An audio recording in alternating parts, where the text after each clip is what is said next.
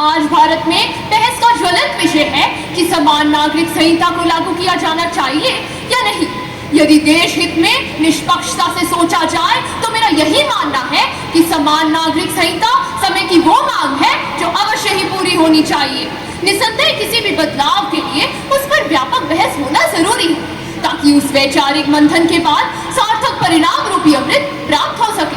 परंतु मात्र विरोध के लिए किए जा रहे विरोध के नकारात्मक वातावरण में सभी के लिए इसका मूल परिचय बेहद आवश्यक हो जाता है। साथियों, समान नागरिक संहिता का प्रभावी अर्थ है विरासत, शादी, तलाक, गोद लेने, उत्तराधिकार और संपत्ति के अधिकारों से जुड़े सभी कानूनों को समान रूप से सुव्यवस्थित करना।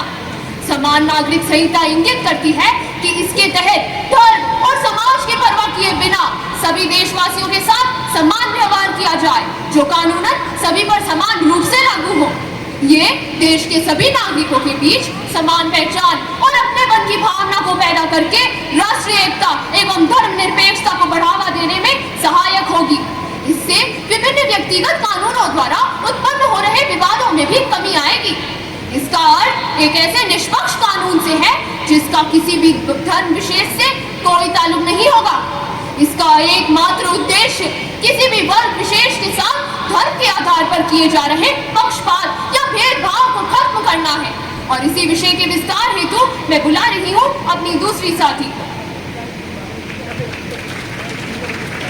साथियों, समान नागरिक संहिता सभी के लिए नागरिक कानूनों का एक सामान्य प्रारूप रखने का प्रस्ताव संदर्भित करती है। हमारे संविधान का अनुच्छेद 44 में यही कहता है कि राज्य नागरिकों के लिए भारत के पूरे क्षेत्र में एक समान नागरिक कानून सुरक्षित करने का प्रयास करेगा। भारत में अभी विवाह, तलाक, उत्तराधिकार और गोद लेने जैसे मामलों पर व्यक्तिगत कानून व्यक्ति के धर्म के आधार पर निर्धारित किए जाते हैं। ऐसे में जब हमारा धर्मनिरपेक्ष संविधान सभी को समानता के अधिकार का आश्वासन देता है, तो विभिन्न धार्मिक एवं व्यक्तिगत कानूनों के चक्रव्यूह से बाहर निकलकर एक समान कानून की मांग करना क्या संविधान की मूल भावना के अनुरूप नहीं? मान्यवर 1928 में मोतीलाल नेहरू, सुभाष चंद्र बोस और एनी बेसेंट जैसे प्रभावी लोगों ने भारत के लिए एक प्रस्तावित संविधान की संरचना की थी। इस प्रस्तावित संविधान तक में, जी हाँ महोदय, इस प्रस्तावित संविधान तक में समान नागरिक संहिता का नियम संकलित था, तो आज उसकी मांग से इनकार क्यों?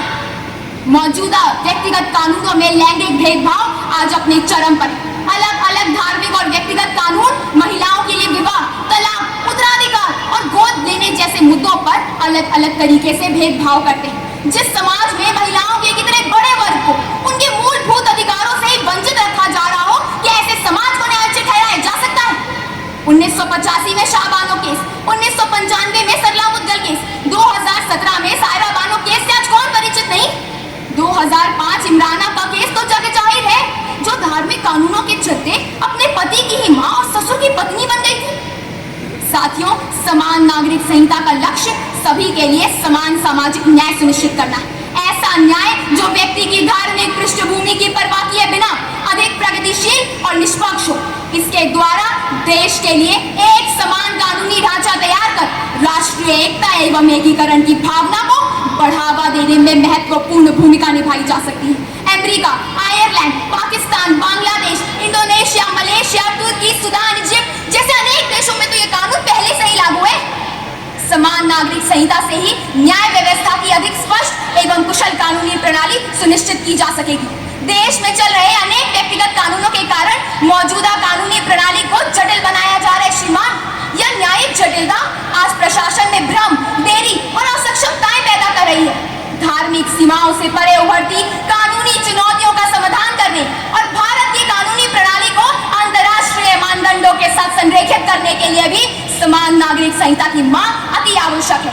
इसमें ऐसा कुछ भी अनुचित नहीं जिस पर सदन में निरर्थक हंगामा खड़ा किया जाए। इसी के साथ विषय के समाहार हेतु मैं आमंत्रित करती हूँ अपने तीसरी साथी को। मान्यवर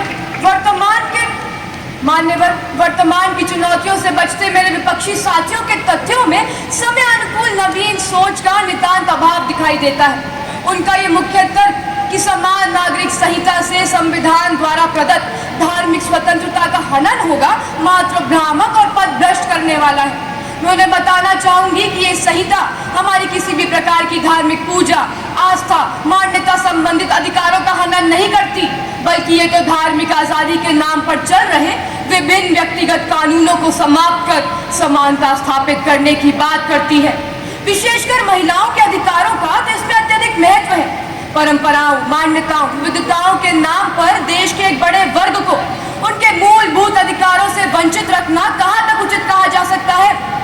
मान्यवर, अगर ये संहिता कहती है कि लड़कियों की शादी की उम्र सभी के लिए समान होनी चाहिए, तो उसमें अनुचित क्या है?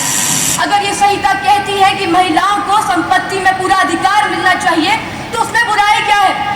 अगर ये संहिता विवाह और तलाक संबंधी सभी मामलों को एक समान दायरे में लाने की बात करती है, तो उसमें बुराई क्या है?